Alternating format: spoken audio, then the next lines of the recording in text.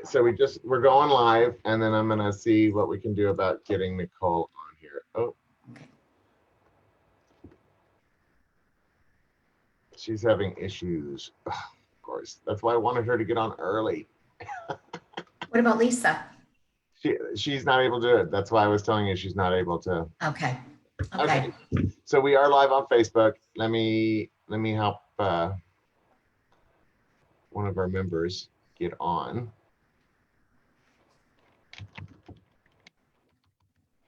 Hello, everybody. If you're just joining us, we are working on getting one of our speakers on here really quick.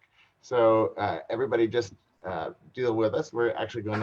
We should be able to start right at 2 o'clock. Give me 1 second.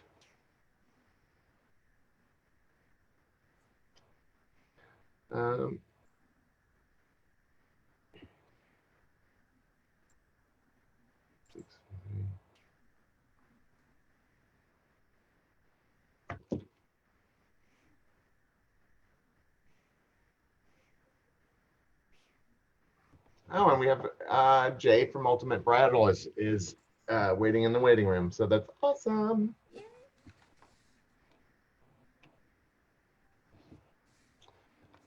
And again, I just want to say welcome to everybody that's watching us on Facebook. This is Marcy Gutenberg. Hi, Marcy. Hi, Keith. Hello, everybody. So we're just waiting for Nicole Sellers with CLE Events to join us. She's having some technical issues, but we're going to get started here in just a little bit. Today's is Behind the Veil about how to get the look on a budget, and that's including all different areas, meaning invitations, events, backgrounds, ceiling treatments. We're going to talk about all of that stuff, and then we're also going to talk a little bit about some other fun things. But again, we're just waiting for Nicole to jump in. Hi, Jay. Oh, and I see another person with you as well. We can see you, Jay. Hi, Jay. Hi. Hi. Hi, we can see you. Don't worry. No, I didn't want you to see me. I just got my hair straightened. Oh, it looks frizzy. It's awesome. No, you can't see. We're just doing it in Cindy's with me here. Hi, Cindy. It's great to see both of you. We're just waiting for Nicole to jump online. So we're going to get started here shortly. But okay. Hey, so I'm going to go ahead and mute your audio, right? So if you need anything, yes. Just go to the chat room and raise your hand, okay? Okay.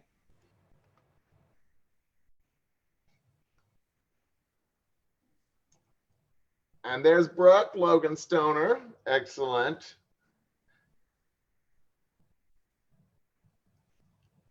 Hi, Brooke.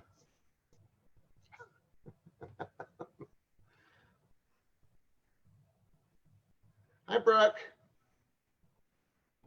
Hi. I think our sound may be off.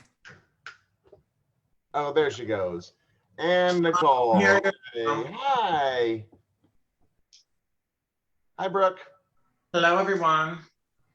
Hi, Brooke. And then there's Nicole. Yay.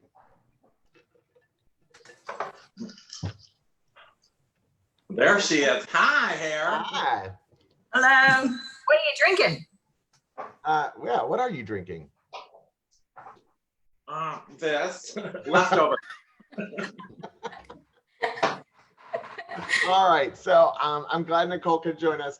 Thank you, by the way, everybody that's joining us on Facebook Live.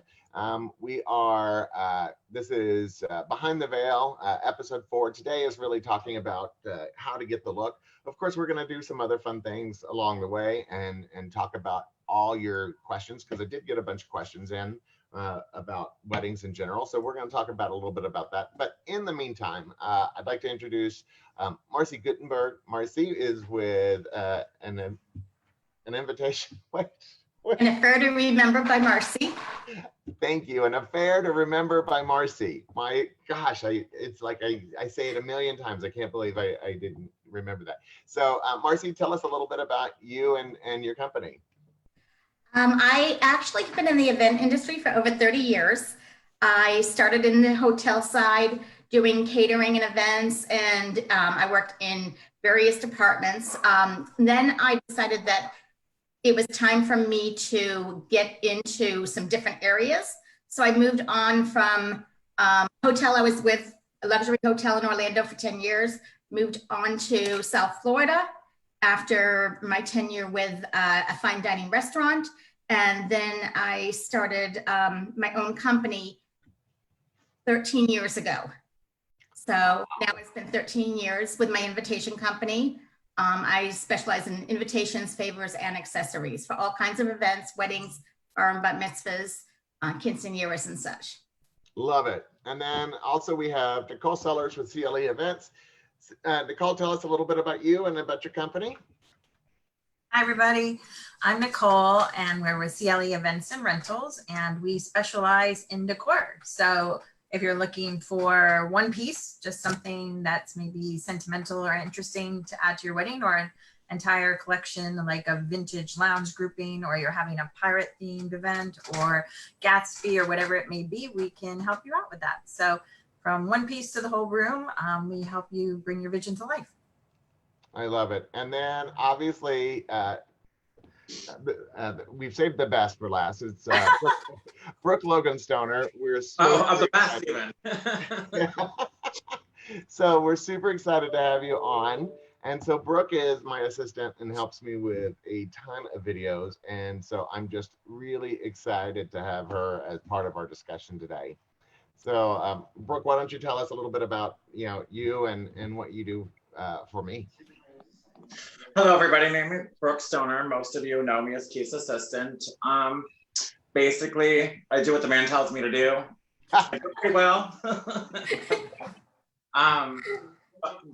He's given me an amazing opportunity. We've been together as a team for, I want to say, oh wow, November will be 2 years, I believe. I think it's going to be 2 years in November. So I've learned a lot really fast about the whole entire industry, and I've met some amazing, amazing people. Most of you are here with me now.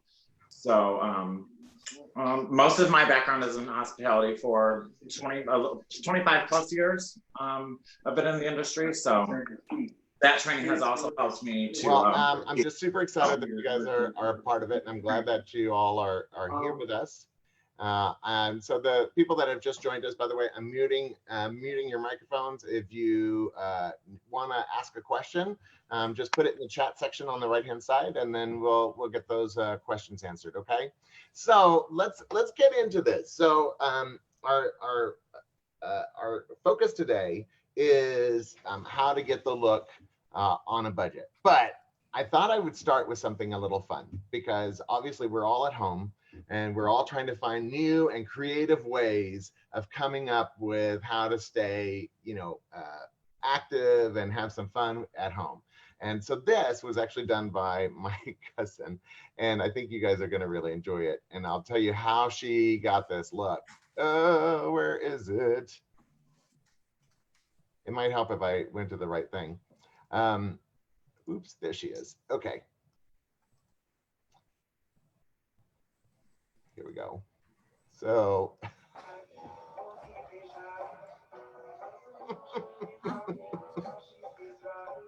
so these are her kids, and they got some glow sticks and they taped them to their body.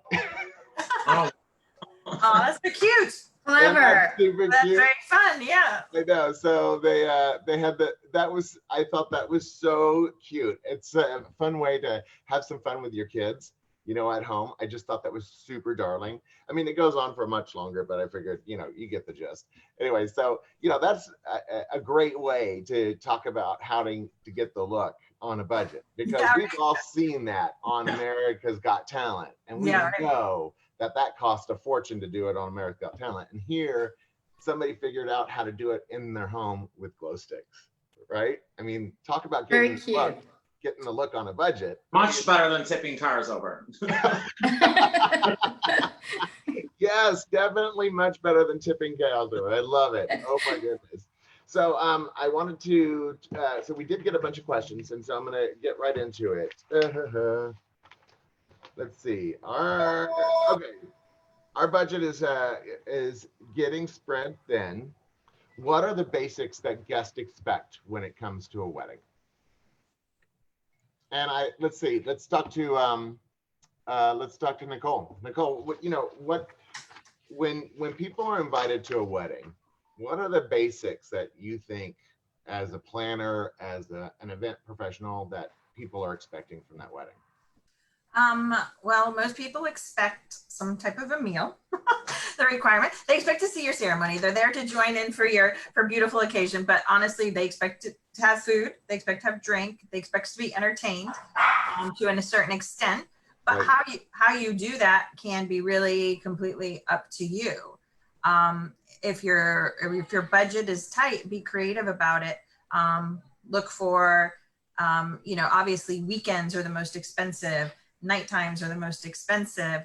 So, be creative with your date. Hosting a brunch, reception can be absolutely beautiful and amazing, and everybody loves a good brunch, but there are other ways to make your budget go further when it's tight. But you want to definitely you want to have a day that you can remember. Don't be stressed out about your budget. Be realistic about your budget, and then that way, and find a way to work within it. There are ways to do it, but you shouldn't be stressed out about it. It's actually a really great point, because if you book a Friday or a Sunday, you're going to get the same visuals of a hotel.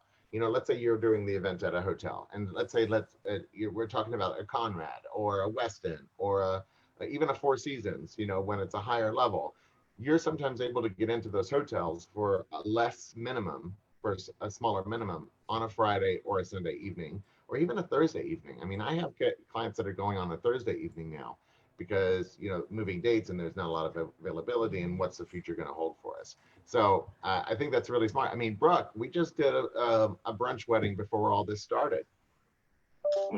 When she said brunch, that's exactly what went through my head too, was that wedding that we just did. And that was awesome. And in fact, I made the comment that we should do brunch for every wedding. That way I have Saturday nights off. So, I love it. Well, yeah, exactly. Except that we had to wake up at 4 a.m. to get that thing going. So, there are drawbacks to doing a brunch wedding. Your event professionals are going to have to get there early in the morning. Plus, we did a beach wedding on that one, which was it was very well done, I thought, with the beach. We had a horse and carriage. We pulled out all the stops for this one, and I thought it was amazing. It was super gorgeous, and the sun was up too, so that was nice. Yeah, and it was beautiful that day. It was very random. But okay, so talking about keeping budget, oh gosh, and look at all of my questions here. Flowers seem like a waste. Is there other options for centerpieces? I thought that was a great question. Yeah. Nicole, I'm going to defer to you on that one. What do you think? Absolutely. Flowers are beautiful, and I love a wedding with a lot of flowers, but they can be a huge part of your overall budget. But there's ways to incorporate other things. Like if you make a list of what are the things that you and your fiance love the best. Say you met at a football game, or you have a love for books, or these are things that can be incorporated into centerpieces and to make it very personal and still make it very beautiful. I don't have a picture. I wish I did, but I saw an event. This wasn't my event. I wish it was. It was absolutely amazing, where the centerpieces were actually pages from books coming up. And it was extraordinary the way it looked, because this couple was really into books and reading. So they had stacks of books on their tables, and then they had pages that had been suspended and coming into the air. And it was enchanting. It was something completely different. So it doesn't have to be flowers. But right. Having said that, you also have to think about, well, maybe, you can go out and buy all the books, you can go to the Goodwill and get, books for 50 cents, 25 cents, things. But then there's the labor that goes into making them look pretty and everything. So there's still going to be cost involved unless you're doing it yourself. But there definitely be creative with it. There's so many people are really great and creative out there. Find something that speaks to your family, your fiance's family, and you can bring it together in your centerpieces instead of flowers. So it's interesting that you said books, because I'm going to just pull this up really quick and share my screen. So this wedding we did at a Books and Books.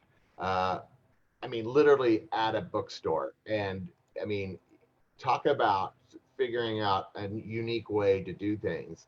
I mean, that was their love is books. Oh, as my face goes all crazy. You know, so I just loved what, you know, the fact that they were thinking outside of the box. And this couple also did a brunch wedding. So they did a morning, like 11 o'clock noon. And so obviously we were able to tailor the menu a lot. And then this was a backdrop that she did that I just thought was incredible. So what they did is they had their friends and family. And I hope you guys can see all this. No? I can't see it. We can't see the Oh, yeah. backdrop. Let's see. Let me see if I can. Let me see if I can share that right. There we go. Okay. So can you see that now? Oh, okay. Now we can, yes. Yeah. So this backdrop, they basically went to Lowe's, got this little backdrop, and then they had friends and family fill out these little pieces of paper of wishes, good wishes for them. And then they created their whole backdrop for their ceremony on this. And I just thought it was such a lovely little personal touch. And again, we're talking about getting the look on a budget. And so this was a really interesting way to have a backdrop that, you know, meant something to them. And it was fairly inexpensive to do. You know what I'm saying? And it's very intimate too. That's something you're going to remember. You know, that's something that you don't see at just your average, you know, normal wedding. So. Right. I mean, and it's, you know, and it's important to have an event that people can relate to and that they feel comfortable going to. I mean, just because it's a wedding doesn't mean that you have to follow the typical Pinterest rules that you see everybody's wedding. I mean, weddings should be personal. Yeah. I've always said that from the very beginning, is that weddings should absolutely be personal, and you should not hold yourself to anybody else's standards because they're yours. It's your friends and family, and you're celebrating with them. I mean, and when inviting people to these kind of soirees, I mean, Marcy, your area obviously of expertise is invitations, anything that's printed material. Are there some suggestions that you could give for people, some alternatives to invite, the traditional invite? Absolutely. Before doing so, I just kind of wanted to point out there's another aspect that you could consider for your centerpieces is to create something that would be donatable. Oh, yeah. Or something which I've seen before, where they stack all the food in maybe like a centerpiece look, and then at the end, the bride and the groom can donate that to a charity of their choice, which is a great way to get dual purpose. And as you know, there is a tax donation incentive there as well. So that's just kind of a dual fold. As far as invitations go, there are a multitude of things to do. When it comes to with the invitation, it is the very first thing that people do see for your wedding. So Yeah. you want to make sure that you're setting the right tone for the occasion. If you're having it at a 5-star resort, it's going to be a very different look. Having it, you know, at a restaurant per se. So, you know, you really want to match the look with what your invitation is going to be. You want to mirror the effect. You could do different types. There are different types of paper that would definitely have a cost savings. You can get something just as beautiful, but you just want to make sure that you're shopping the right market. And the one thing I recommend to everybody who's looking for invitations, be upfront about your costs, be upfront about your budget, because the easiest way to help you, and the easiest way for you to make decisions is going to be to provide us with information. If I have an idea as to somebody's budget and I have maybe their Pinterest board and I look on there to see their style and I know the location and the time that they're having it and what their maybe color scheme is, I can pretty much pinpoint it down on their very first 1 or 2 looks. Yeah. That's just something that you want to find somebody that's going to be able to help guide you and get the most out of your dollar. Well, and I think that's actually that's a really important point, is to, you know, when we're talking about getting the look on a budget, I think it's super important that people bring the budget up right up front. I mean, one of the things that I seem to have a huge issue is pulling out when I say ask somebody, you know, what is your budget? I'm not fishing to figure out how to get more money out of you. I'm trying to figure out how to best allocate your budget for the resources that you find important. You know, and Exactly. I think that's what you were saying, Marcy, is that, you know, be upfront with it so that way your professional can help you with that. Yes, absolutely. I mean, the more information that client provides to me, the better, the more resourceful they're going to be for you. You Right. know, if you go in with no idea as to what you want, no idea of a budget, no idea of anything, you're starting from scratch. And so the process is going to be a lot more time consuming for you as the client. So my suggestion is kind of think about these things before going in and being upfront. Yeah, I just, you know, and I think that what happens is that, you know, in South Florida, especially, there's so many not so upfront people when it comes to the event world that sometimes it gets a little scary, especially if you don't have an event planner in your life that can help, Right. you know, direct you. And sometimes even your event planner is not directing you correctly. So it's super important that you ask those questions right up front. But again, once you let's say you have an event planner, and once you feel good about whatever professional you're going to be working with, it's really important that you give them all the information right up front, so that way they can make decisions for you, because you don't want to be shown a $3,000 invitation when really what you're looking for is something a little bit more reasonably, you know. Exactly. Reasonable. It's kind of like putting on that bridal gown that you absolutely fall in love with. Right. And it's so far out of your budget and nothing else is going to do. So, Right. And then you're about it. disappointed. And then you're disappointed for the rest of it, right? So Yes. I have an interesting. This was kind of a funny question. It's two part. One, and because we're talking about weddings on a budget, it's are chair covers out of vogue, and my hotel has really ugly carpet, but I love the venue. So I think those kind of go a little bit of hand in hand, because, you know, obviously when we talk about ballroom chairs and sometimes when we're talking about a little bit more affordable venues, like a city venue, a city park, you know, something that's is county owned, sometimes their equipment isn't as great as you would want them to. And so trying to figure out ways to cover it and make it more interesting. So, you know, Nicole, like, you know, have you run into some of these kind of opportunities, and what were some of the solutions?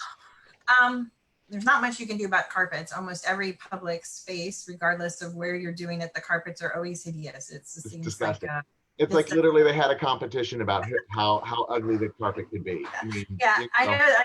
I know they do it for long wear and to hide stains and things like that. But yeah, no, the carpets are always the worst. But the good news is that really nobody pays any attention to the carpet. It just ever because, you know, I think what people forget is that when you walk into a ballroom and you see that carpet, it's because there's nothing on it. Like, right. You just see an empty room. Yeah. And so, you know, ugly carpet is one of those things. Like, you drop the lights 50% and you throw some up lights, you're going to be fine. But uplight is everything. Uplight is everything. You know what they say is good looks is a light switch away. So we've saved quite a few days, honey, with those uplights. So Nicole, what about like chairs? What are some opportunities there that? Okay. So, well, the good news is that renting different chairs is pretty affordable nowadays, because so many people have the same chairs and the cost has come way down. Like Chiavari chairs, once upon a time, to rent them would cost you like $30 a chair. Now you can rent them for like $5 a chair. Yeah. So the cost has come way down on some of those things. Too, with your venue, sometimes you can strike a deal with your venue if the chairs that they have are really hideous, or the linens. You know, sometimes if they really want your business and this might be a good time to negotiate, you know, you could ask for an upgrade or some type of too many times clients just accept what the venue tells you. Oh, this is the linen you get, and that's it. Yeah. You know, they can do better, you know, than their standard white or black linen. You know, it may cost them a little bit more, but they volume buy, so they get good pricing, so they can definitely upgrade your linen, for instance, without a big additional cost to you. If you just say you just need a different color and you're not necessarily going for something super fancy. As Right. far as the chairs, again, it's one of those things when your whole room is set up, people probably aren't going to pay that much attention to the chair itself. If it's a really hideous chair covers aren't out. People do, people don't really rent them, but I guess some people rent them still, but more people go to the Chiavari, but they can still actually be purchased really inexpensively too. So depending on the size of your wedding, there are certain websites, that can sell you chair covers for like $5 to $7 each, Well, so recently we were doing a surprise birthday at the W. I think Brooke, you remember that, with all white spandex. Oh yeah. It turned out beautiful. It was gorgeous. But the interesting thing is that in order to rent the spandex chair covers was like $11 a chair, and to buy it was like $4. Yeah, exactly. We bought them. Yeah, exactly. We're full. So we ended up buying them because it was just so much easier, and so much less expensive. So so I'm sorry, I keep cutting in on you, Nicole. You were finalizing that thought. That's exactly right. So renting that isn't always the cheapest option, because they have to include in their cost their delivery, the cleaning of the thing. So there are lots of options to hide those ugly chairs. And certainly your event planner can direct you to that. But if you're a do-it-yourselfer, go online and start. You'd be surprised at what you can find out there, or negotiate with your venue for an upgrade. Well, okay, so I'm gonna bring up the Epic Hotel, because Epic is actually one of Brooks and my favorite hotels to work at. I just really, really enjoy working there. But one of the things that I really love about the Epic is that they have so many options that are available to the client. So they have upgrade chairs. So they have like 4 different chairs that you can choose from. They have a million different linen that you can choose from, and it's all part of the package. But one of the things that I want to warn our wedding guests or clients against is thinking that a hotel has unlimited resources to allow, for the add-ins, because a hotel works on percentages, and obviously if you don't do if the salesperson doesn't sell it the right way, the hotel ends up losing money on it. So there are things that you can ask for from a hotel, and if it's not food or beverage related, most likely they're going to do what they can to include it. But if you say, oh, I want an extra happy hour, I want an extra couple of appetizers, past hors d'oeuvres, can't you just throw that in? It's not typically something a hotel will just throw in, because there's a real cost to it. It's not something that they own. If they own it, they're most likely going to give it to you. Right? I mean, Nicole, that's kind of your expectation, right? Yeah, absolutely. But something like getting just like, a lot of times the hotel will tell you all they have in linen is white and black, but sometimes they can get you a different linen color without an extra cost if you want it. But so it's an area to explore. If you're on a budget and you don't like some of the options you're being given, it's an extra area to explore. So Dara, I saw that you had your hand raised. Yes, can you hear me? Yes, ma'am. Great. What's your question? Okay, so my question is, when a client comes to you and has all of their ideas about the wedding that they want, that they've dreamed of, if they haven't done a lot of investigation beforehand, do you guys provide for them usually a ballpark that they're going to pay for each type of service? Because I find a lot in my services for transportation, people have no idea. So they'll say, oh, we thought it was $100, like something just way off. And then I have to spend 20 minutes on the phone educating them about commercial insurance and all of these things. So I just kind of want to know how that works. Love it. And by the way, so Dara is the owner of Black Pearl Limo, and I just absolutely, oh, look at that. I absolutely love Black Pearl.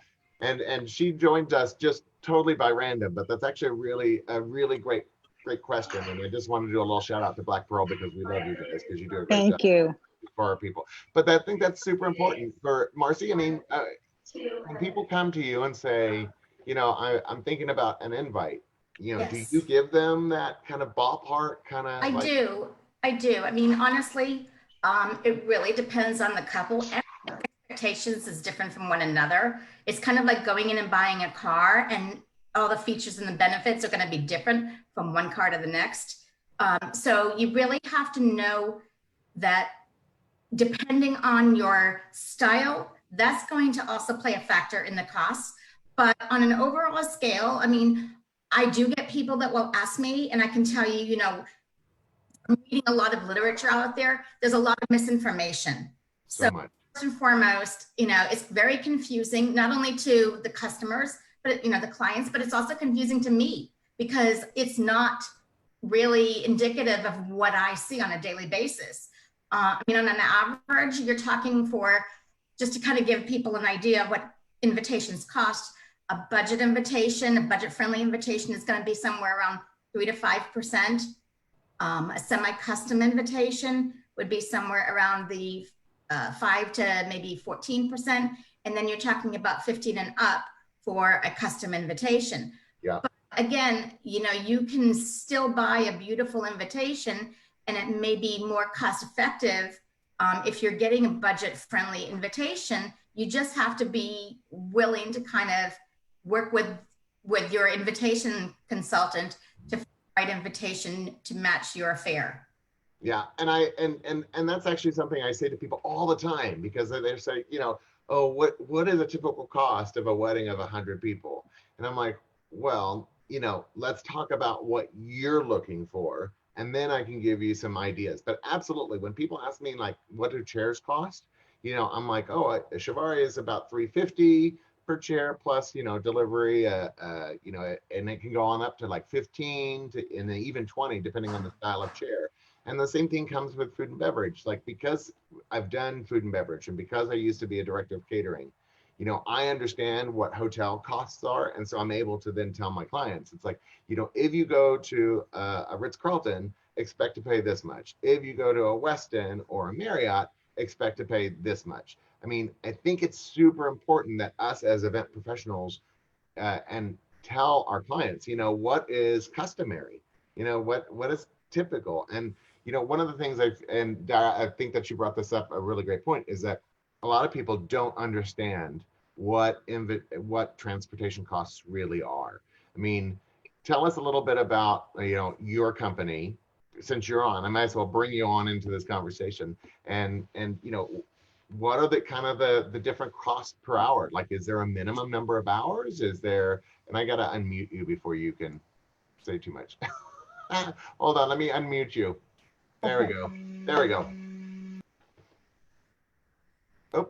Sorry, my daughter was blending something. So basically, we have all different types of transportation. And a lot of times when people come to us, they have no idea this is the first time they've ever used transportation. They have groups coming in from out of town. They don't want them to be drinking and driving. Not necessarily do they rent cars. So we have hourly charters where if somebody needs us to take a group from Deerfield Beach to a wedding in Miami and bring them back, the vehicle goes down there, waits for the people. God forbid you need that vehicle during that downtime. The client is paying for it. We actually had to take, I couldn't have made this up. We had to take the bride out of her own wedding at Vizcaya last year, who was having an attack of appendicitis. And the only driver was a 36 passenger mini coach. Wow. So it came in handy, but it was Angela Spira's event, her client. And what happened was that the people were all down from New York and there were a bunch of fun loving Italians and they weren't going anywhere. They partied right on through. So we have that type of service. And like I tell my clients, whether the vehicle's going 100 miles or 5 miles, it's the same price. We have to pay the drivers the same, the garage crew, the vehicle has to be prepped. So a lot of my calls is, oh, it's just around the corner. Right. So that's always like explaining that the service is the same. Then we have services where it's just a quick transfer. And that could be in any vehicle that's not premium. A premium vehicle by definition has a divider between the chauffeur and the passengers, which means that by Florida law, you can have an open container in that vehicle. So you can't, interesting. so we don't do like a stretch limousine on a Saturday night for a 5-minute drop off. It's not cost effective. It's actually a big expense for us. It takes hours to get those vehicles ready. Right. And just like I tell my clients, when you go to a hotel room, you don't want to see one hair as evidence that there was someone in that room before you. You want it to be your room, like a blank canvas. And that's how meticulous we are about our vehicles as well. So the only time we'll do a transfer is with non-premium vehicles, and usually like a Sunday or Monday through Thursday. Really depends. Love it. Well, and one of the things that I actually really love about your services, and again, this is totally impromptu. You weren't part of it, but I'm glad that you jumped on. Is that you actually will split your time so that way people are paying a higher rate. Woohoo! A higher rate for from the 4 to 7, and then there's a downtime rate, and then again at the end, because a lot of times people need transportation at the beginning to get you from ceremony to the hotel, and then again at the end of the night to get them back. And so I love the fact that you have that, and I think that really goes a long way when we're talking about budget friendly. One of the other questions that we got is that my number of guests are dropping. What do I do about my minimum? And I that is a really difficult question, especially during these times, because obviously you signed these contracts before Corona and before this even existed. And so now people are dropping off like hot potatoes a lot of times. What I would immediately say is I would reach out to your catering manager or your director of catering, whoever's helping you with the event. And hopefully you have an event planner that's helping you with kind of these things to help you guide you through the process of renegotiating your contract. Because if you move a date, let's say you have a higher minimum and you move the date, they might be able to reduce your minimum if you're willing to go to a Friday or a Sunday, right? So because they are still they don't want to lose the business, and they don't want you to cancel the event. I guarantee you a hotel does not want you to cancel the event, because because it's not just about the money that they get for the dinner. It's all the other stuff that happens. It's the room reservations for the day before. It's the on-site eating at the eateries. It's all those other pieces come into play when you're talking about monies and weddings. So at the end of the day, I think it's really important that you reach out to the hotel. Nicole, what are your thoughts about this? Like, what has been your experience? I think if anything, like you said, they don't want cancellations. And I think everybody's being ultra supportive in this time. And it is time, if you go back to your hotel and talk to them and see what can be done. I think most people understand the situation. Most people are, who had a situation yesterday where I was talking to somebody where they were able to extend a discount. So there are things that can be done. And I think it's very important not to procrastinate and have the conversations sooner instead of later. Sometimes we like to put off those difficult conversations. And I'm one of those. I hate, confrontation and negotiation and things like that. That's not my forte. So, but talking to your team sooner rather than later, and so they can fix the situation for you. And you'd be surprised.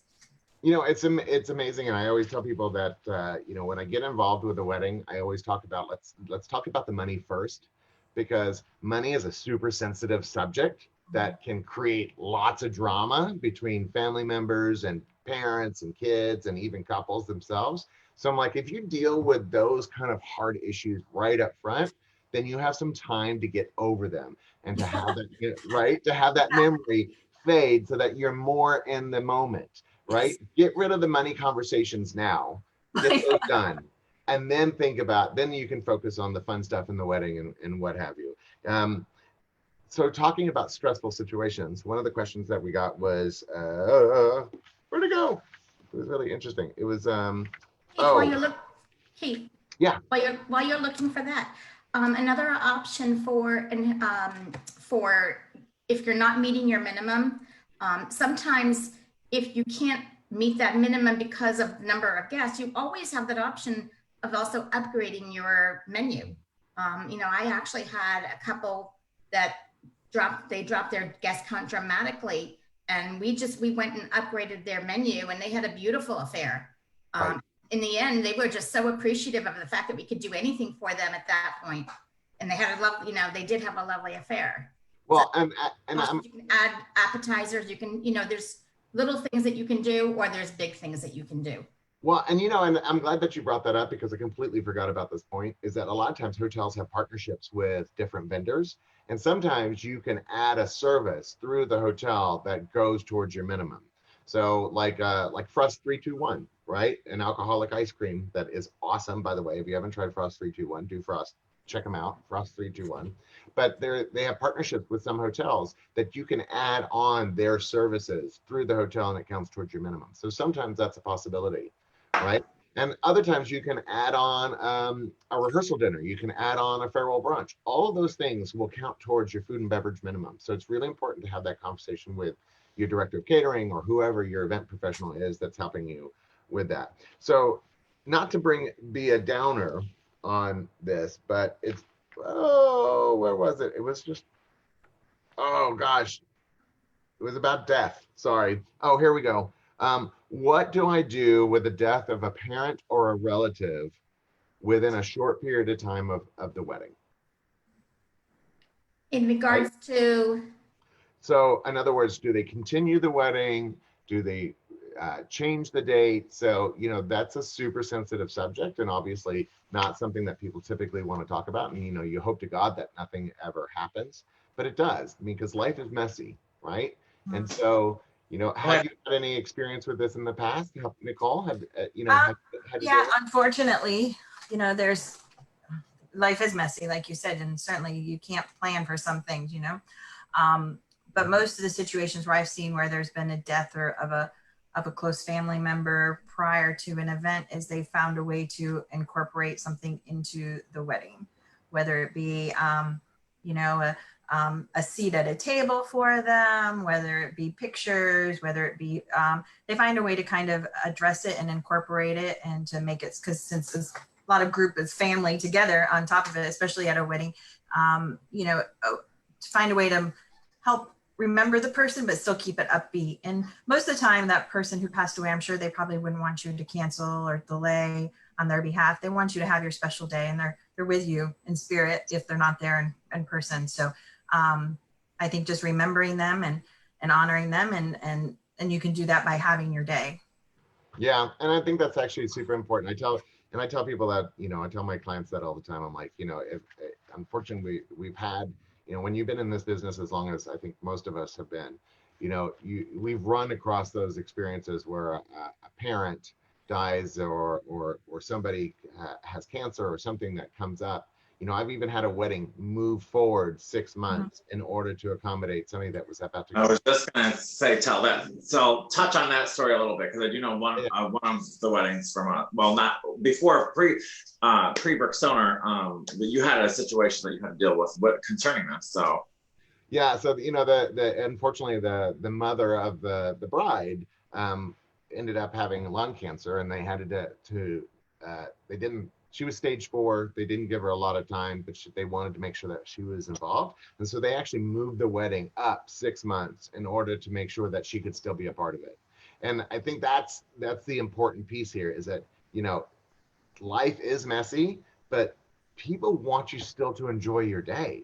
I mean, your joy is typically the most important thing that a parent or a relative would want you to experience. They want you to experience love. They want you to experience that joy. They would want you to continue with the wedding.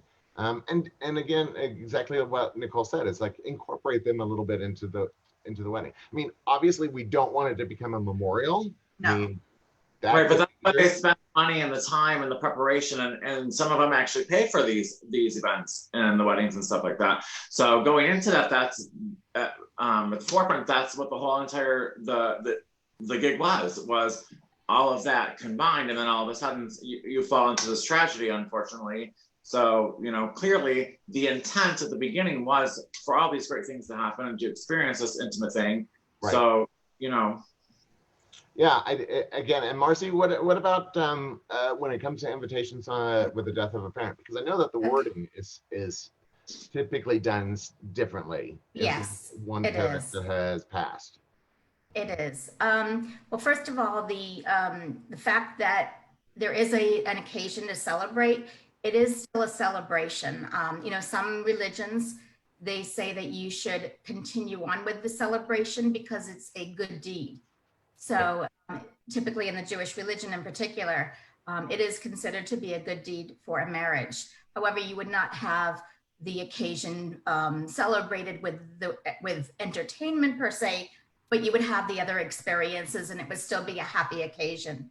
Right. As far as incorporating a name or such into an invitation, Yeah. I really feel out the couple and see what's going to make them most comfortable.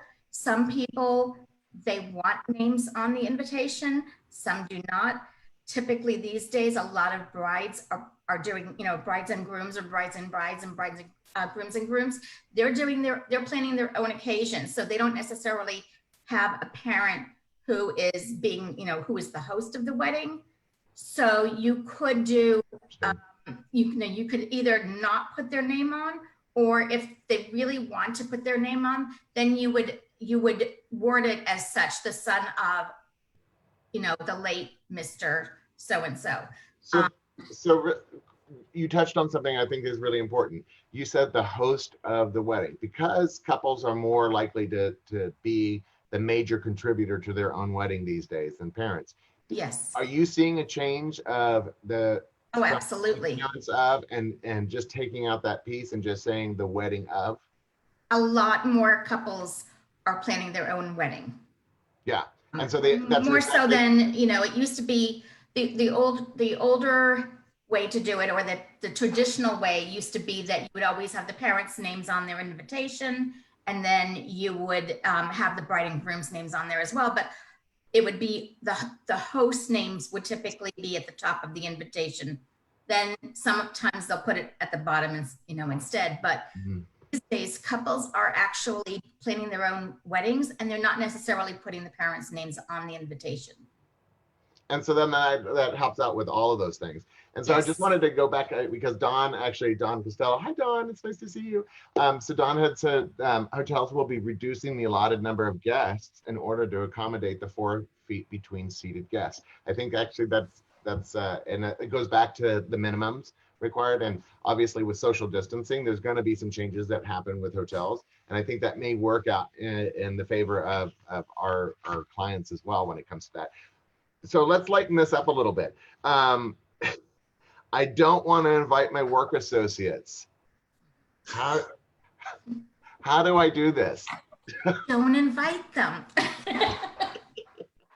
Well, I was like, you know, it's your day. Right. Wait. Well, you know, what I tell people is like, oh, we found this really beautiful spot, but it's very intimate, and we had to make some really hard choices, you know, and obviously we had to start with our immediate family and work outward from that. And God, we really wanted to invite everybody, but we really had to be careful, you know. But who wants to invite your boss anymore? You remember that used to be a thing that you would invite your boss? Do you guys remember that? Nicole? Yeah, but you know what? Honestly, that person that you don't want to invite probably doesn't really like you that much either, and they'll be relieved that you don't invite them. So, I mean, let's be honest, right? I mean, come on. You know, I mean, I remember being in when I still worked for a corporation, and we all worked in special events, and someone was getting married, and and that the subject was like, oh, who's getting invited to the men wedding and who's not getting invited to the men wedding. You know who your closest friends are and the people who want to be there. Don't worry about the rest. Right. I really think it's like, that whole idea of having to invite your work associates is now a passe. I mean, yeah. And if it's somebody's at your work and is expected to be invited, you probably don't want them there anyway, because they're, your boss doesn't really want to come. Don't worry about it. They're going to be a few. I mean, I think we'll be able to all leverage COVID when we want to use as an excuse, you know.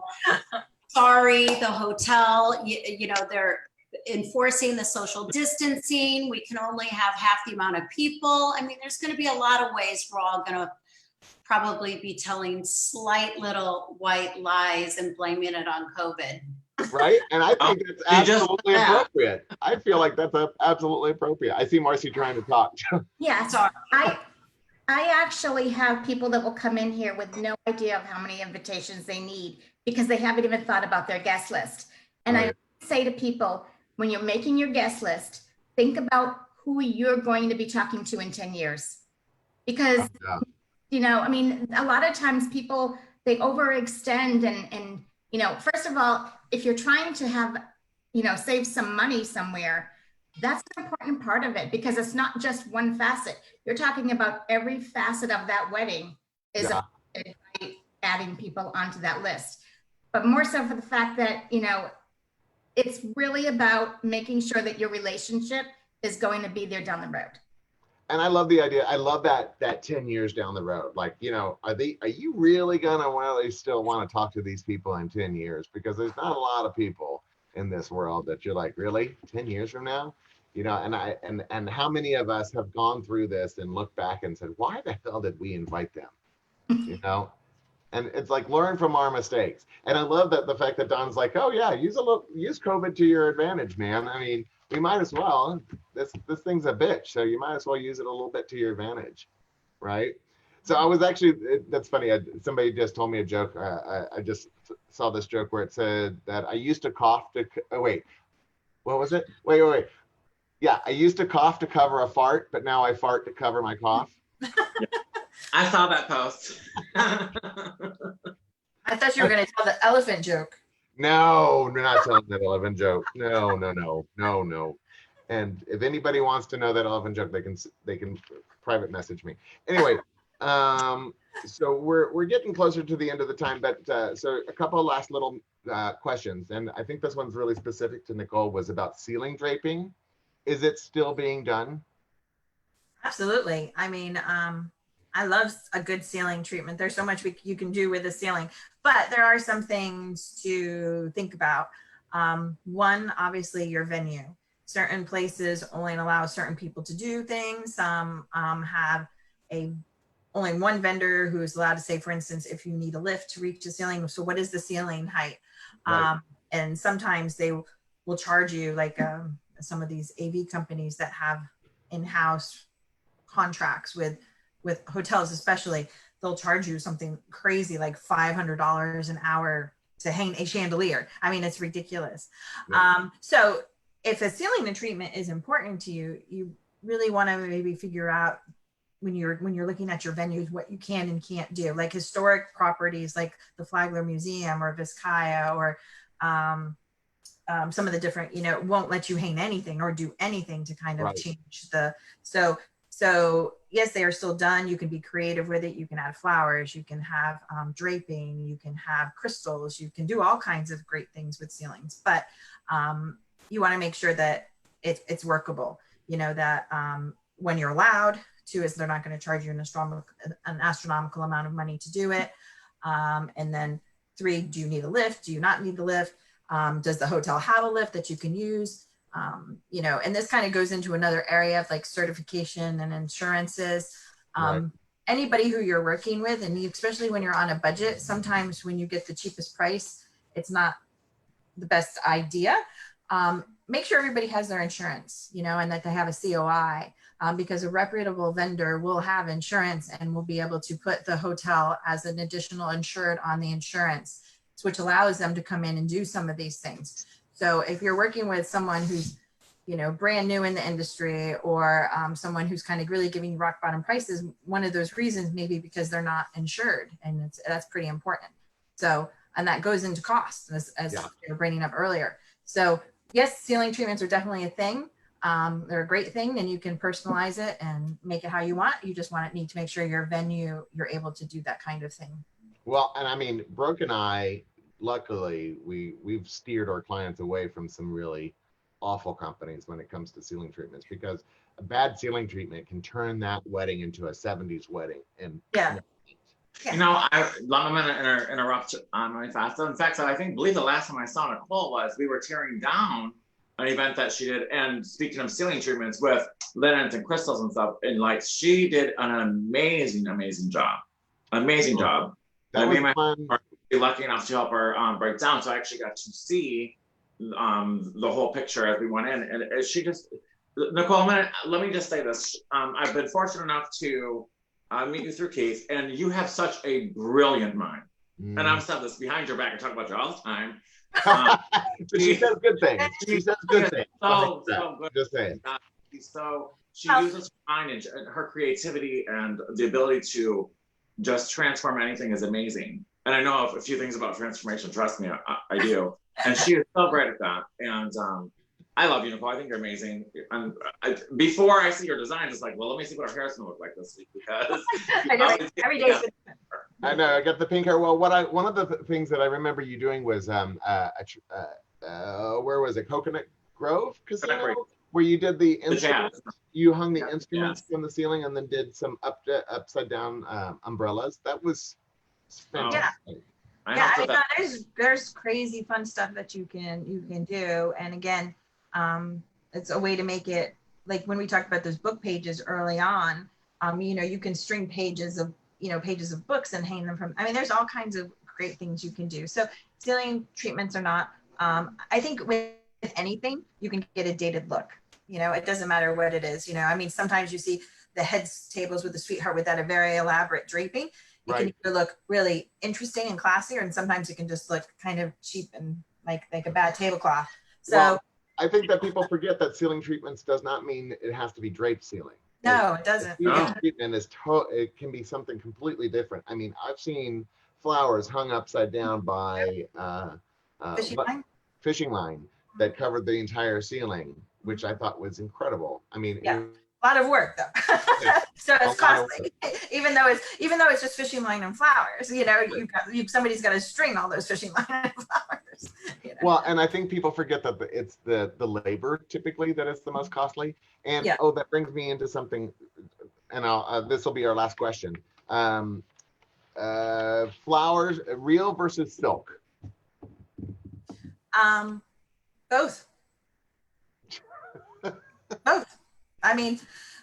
There's real flowers are gorgeous. Silk flowers are expensive, and can be more expensive than the real thing. But if you're working with a decor or a florist who has silk flowers, they can normally incorporate those in.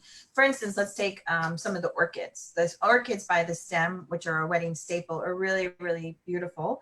They're very, very expensive, like a minimum of like $15 for one stem of flower. Which is crazy. Crazy. And then if you want literally, but because they are so popular, you're a florist, you may have them already in a silk, and some of the silks are so beautiful, they look completely real. And if you're using them up high on a ceiling treatment or on a huppah or on a ceremony arch, nobody knows if they're real or fake. So you can combine both. Yeah. Well, and again, it goes back to whether or not the florist or whoever you're working with actually has those photos. Like I'm gonna pull something up here that let me see if it'll pull up. I'm gonna share my screen so that way you guys can see what I'm looking at, because like this huppah that you see in the background, all those orchids, the ones across the top of the orchids right here, those are real, but everything else in this picture is fake. Yeah. And nobody. Those orchids wholesale cost $15 each. Just wholesale, $15. So when you think about it, you wanted that, but that's beautiful. Yeah. It's gorgeous. I know. So if you look in here, those orchids do not look like silk. No. Right? No, they do a great job with them. They really do. And that's why I wanted to just bring that up, because I think that if you're talking about doing a look on a budget, there are sometimes that, depending on who the vendor is and who you're working with, they may have a whole ton of silk flowers that they can incorporate with it. I know that when we did a thing just recently at the convention center, we did a whole thing of fake flowers coming out of that piano. And that was stunning. I mean, it was a little over the top, but it was stunning. You know, but Yeah. we were meant to be over the top for that event. Keith, if you remember Christmas, I know I sent you photos and possibly a video. If you have the imagination, you can create it. And this is something that actually, Nicole, you gave me a little bit of to do. You have no idea that you did it, but working with you a few times and then seeing your creativity and the level of expertise that you're at with this, I decided to transfer my whole entire home for Christmas this past year. I did every single thing from the Dollar Tree. Oh yeah. So I challenged myself on a budget. And Yeah. I'm telling you, it's fabulous. I did like almost all the 75% of the rooms in my house I did that I decorated was every single thing I went and purchased and transformed from the Dollar Tree. So if you have an imagination and you have a vision, you can do it. Yeah. So it was so cute. I still have the pictures. I guess I should have pulled them up, but you know, it's there. That's a great place to be, because that's, again, it's about imagination. It's about working with professionals that you can rely on. It's about being upfront with your budgets and talking about what you really need it to be. And there are ways that, especially those of us that have been in the business forever and ever, there are a million tricks that we can pull out of our pocket in order to help people stay in their budgets. Yes. I think that at the end of the day, it's about having a great relationship with your event professionals. And I think that if you don't have an event planner, it's really important that you at least have a consulting, like even if you just set up a meeting with an event planner or an event professional or a decor person and just have a consultation, even if it's a couple of hours, that may save you a lot of money in the long term. And I think that again, I think people shouldn't be afraid to reach out and have that honest one-on-one conversation. Yeah. Agreed. All right. So I just want to say thank you to everybody that joined us. And I see our Facebook Live has been very active. So I'm going to go back and check on all those comments and answer any questions that had on there. But I'm super excited that you guys got to be a part of it. Marcy Gutenberg with An Affair to Remember, Nicole with CLE Events. Don, thank you for joining us with Modern Luxury Wedding Magazine. Love it. Dara with Black Pearl Limo. And obviously my favorite, Brooke Logan Stoner, my assistant. Again, You were not paid to say that. Before we go, I do want to say, Marcy, congratulations on your nomination and your win. Oh, that's right. I don't know you as well as I would love to. I know Nicole pretty well, and I know obviously Thank Fluffy. you. I do follow you guys, and congratulations once again on your nomination and your win. So awesome. Thank you. See, something that I just want to say that something that I knew nothing about when I started working for Keith was exactly what you do. I didn't even know that was a thing. As far as, you know, I've been married once before, and I went about things my way, and I mean, it was great, but like what you do is amazing, and I didn't even know that existed until I met Keith, and then I finally met you. So that is a very important part of all of this. So especially being in the game of personalizing things and making things special and extremely intimate, and having that memory, because that is the first thing that anybody that's going to attend that wedding is going to see. So kudos to you, and props to you, Mama. You did a great job, and congratulations once again. Amazing. All right, so join us next Tuesday at 2. We're going to have our panel back. We're going to have Nicole and Marcy, and then Lisa Pierce will be joining us next Tuesday. She unfortunately couldn't be here today because of her poor dog got sick. So, but she will be back with us next Tuesday. And so send us your questions. Send it via email. Can I jump in? I'm sorry to interrupt you, Keith. Of course. So since everybody already has on makeup and looks beautiful, which is a definite feat for me these days, Miami Magazine, we're having a virtual happy hour with the girl from Miami. I should know this. The lady from Miami Housewives, Anna. You guys know who I'm talking about? Yeah, it's gonna be a lot of fun. So yes. What day is that? Can you give us a little information? That's today at Cinco de Mayo. It's at 4:30. We have 3 chefs that are going to be on. Just a really, really fun call. It's to help out the food and wine folks, because obviously they're not having their food and wine festival. Right. So today at 4:30, and then how do they get connected? So if you are interested, shoot me. Is anybody interested? I'll send you an email. Or Keith, why don't you forward the email that I sent you earlier with the link to everybody on the call? Absolutely. If you guys are interested. No, I want to be a part of it, obviously. I can't believe that, like, it completely, That'd be great. right? But I know Marcy wants to be a part of it. We're playing Modern Luxury's version of, what is that, Cards for Humanity? Oh, I love Cards for Humanity. Yeah. So, I mean, it'll be a little bit different, more interactive. It's a fundraiser, but we don't really care about the fundraising part of the fundraiser, where nobody will be called on or anything like that. So we just, I don't know. I just thought I'd extend it since everybody looks so gorgeous. I love it. And I'm so glad you said something to me. Thank you, John. And You're then also, welcome. And then also on Friday, I do a bingo. I know, bingo, an event planner and bingo, but it's at 7 o'clock. We have a lot of fun. This week, we actually have a guest that's coming on, and her name is Trixie Longate.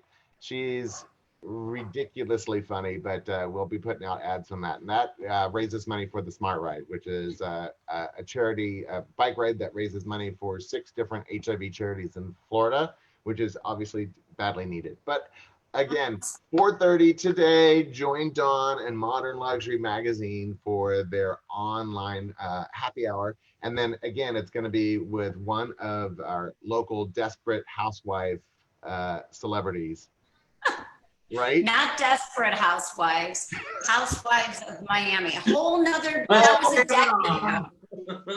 Oh, Yeah. just I want to be with the desperate one.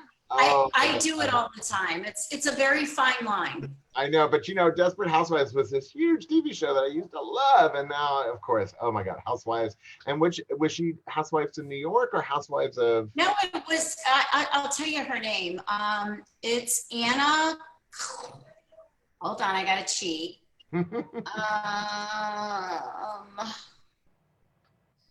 So it is. I'm looking for you too. Anna Kinkosis. Kinkokos. Quincocos. She's super cute. I mean, super cute, super funny. She's very funny. I mean, she's older. She's like, maybe a little younger than I am, but super happening, really. The DJ's darling, the celebrity chefs, and it'll just be something a little bit different. I know is everybody over the Zoom virtual? Not this Zoom, but Yeah. how does everybody feel about these Zooms now? Are they starting to get, I'm asking on behalf of Modern Luxury, are they starting to get redundant, or do y'all still find them a necessity, a way to keep connected? I just think we need an escape right now from what's going on, and this is my connection with people. Honestly, I haven't seen. Yeah. Keith drops me off supplies and toilet paper and stuff. He's an amazing person and a best friend and a boss. But I have not seen Nicole or Marcy. I haven't seen anyone in months. Going on 60 days almost, quarantine in my own home. So it's, for me, this is amazing. But I'm not on. Sorry.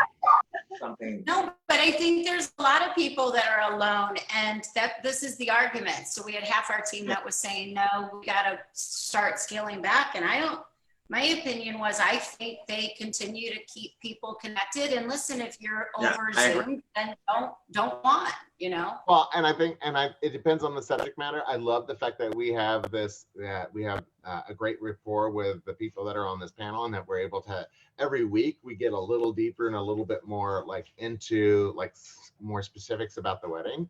And one of the things I love about having Lisa on with us is that, we don't always agree with each other. And I love that. I love the fact that we're going to come up with different perspectives and opinions that will help people make good choices, especially after we get past this. It's hard right now, but I think that, it's going to get harder before it gets better. And I think that we need anything possible right now in order to make good decisions for the future. So yeah, I think that they're absolutely needed. Now, obviously, if you're doing a Zoom meeting and you keep talking in circles and don't give people really specific answers, I think that becomes an issue. And Right, that gets, yeah, you know. But this is fun. But this is good. But we're good. Yes, this is necessary. This is necessary. So again, every Tuesday at 2 for Behind the Veil. Join myself, Marcy, Nicole, Brooke, and Lisa Pierce next Tuesday at 2. We're going to be doing this all over again. Join Dawn and the housewife. Real Housewives. Annex. Oh Yes. God, can't even do it. And that's at 4:30. And if anybody watching wants to get that link, just private message me, text me, or email me, and I'll send that over to you today. But it's at 4:30 today, so just keep that in mind. And then Friday at 7. So there's lots of things for you guys to do, even at home. Yeah. And I'm sure Nicole will teach us how to make pink hair next time. It's a shampoo and it smells like bubble gum. You just wash your hair. That's it. Oh my God, I love Oh, it. wow. That's super easy. And then it just washes out over time. It's not like a dye. So Well, now I don't have to use my line. I want to eat your hair. It looks like pastrami. I want- It looks like strawberry. Oh my God. All right, guys. Thank you so much. I can't wait to see Thank you all again you. at 4:30. And then I'll see you all next week at Tuesdays at 2. Thanks Bye. for inviting me. Bye, Bye. guys. Bye. Thank you.